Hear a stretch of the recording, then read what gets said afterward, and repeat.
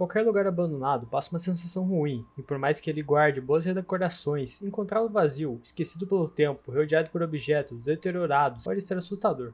Se a ideia de lugares vazios como uma rua deserta durante a noite pode ser assustador, imagine um parque de diversões deserto, que estão apodrecendo aos poucos durante anos. Então hoje, confira os parques de diversões mais assustadores e bizarros do mundo. O Six Flags é uma rede de parques de diversões espalhados pelo mundo, mas o parque de Nova Orleans foi completamente abandonado por 2 anos de operação. O que aconteceu foi que em 2005 ele foi atingido pelo furacão Katrina, devastando o parque. A empresa até pensou em reparar os danos para sua reabertura em 2007, porém mais tarde a empresa concluiu que essa recuperação seria muito caro e não valeria a pena gastar tanto dinheiro assim. Ainda mais com os problemas financeiros que eles estavam enfrentando. Algumas poucas atrações foram retiradas de lá para serem reaproveitadas em outros parques, mas a maioria continua lá abandonado. Mesmo depois que a empresa melhorou a sua situação financeira e considerou reformar o parque, parece que isso não vai acontecer tão cedo. O Takakonuma tem uma história bizarra, digna de um filme de terror. Esse parque foi a referência principal para a lenda do Parque Assombrado e a Menina Fantasma. Em 1973, os parques de diversões se tornaram a mais popular das atrações no Japão.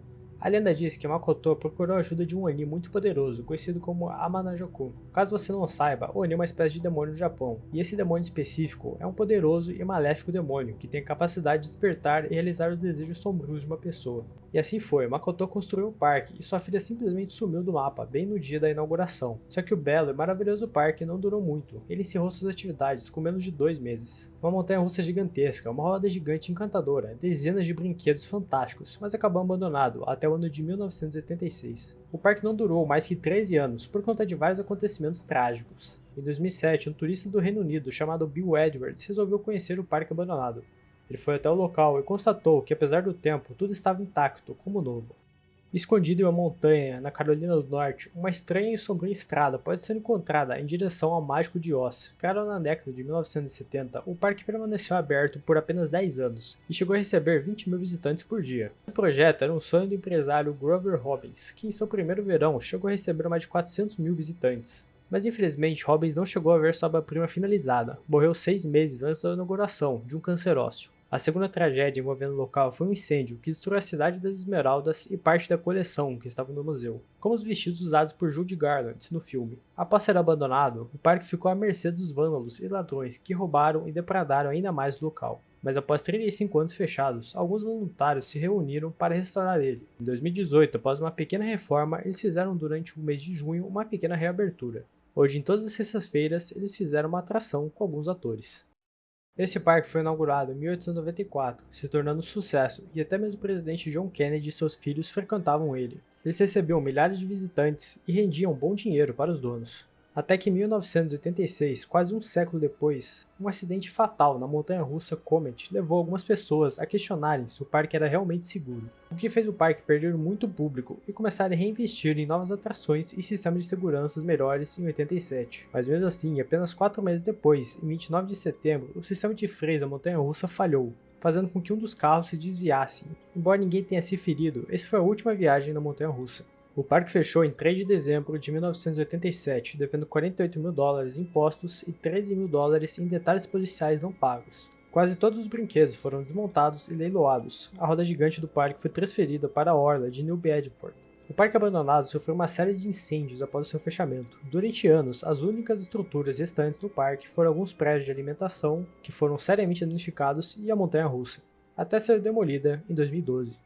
Todo mundo já viu o filme As Viagens de Gulliver, de 2010, um filme que um entregador vai em uma viagem no Triângulo das Bermudas e acaba parando em uma ilha de pessoas minúsculas. Mas esse filme foi inspirado em um livro de Jonathan Swift, chamado O Gulliver, e que também inspirou um parque de diversões no Japão, o Gulliver's Kingdom, que tinha alguns brinquedos e uma estrutura gigante de um homem deitado em uma cena clássica do livro. O parque foi inaugurado em 1997 e ficou aberto até 2001. Isso porque, embora ele recebesse alguns visitantes, a localização fez com que as visitas diminuíssem e ele acabou falindo. O lugar era perto do Monte Fuji e da floresta de Aokigahara, que pela sua história sinistra fez as pessoas criarem lendas de fantasmas que assombravam o parque, e que acabou afastando as pessoas. Além disso, a região estava próxima da sede da seita Aum Shinrikyo, que alguns anos antes fizeram um ataque com gás na estação de Tóquio. Tudo isso acabou afastando o público e tornando ele totalmente abandonado. O Parque River Country, em Orlando, foi o primeiro parque aquático tematizado do mundo, aberto em 1974.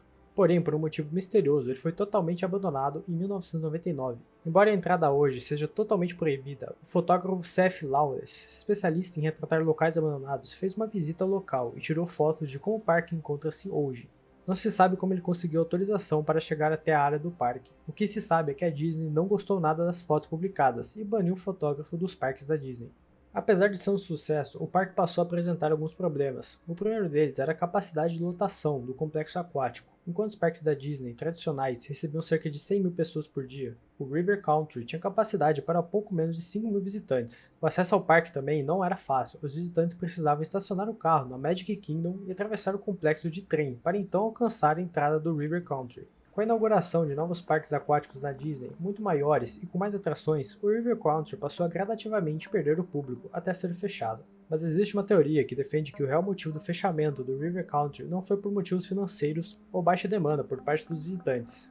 A teoria diz que existe uma ameba nas águas do Bay Lake que pode atingir o sistema nervoso do ser humano, levando à morte.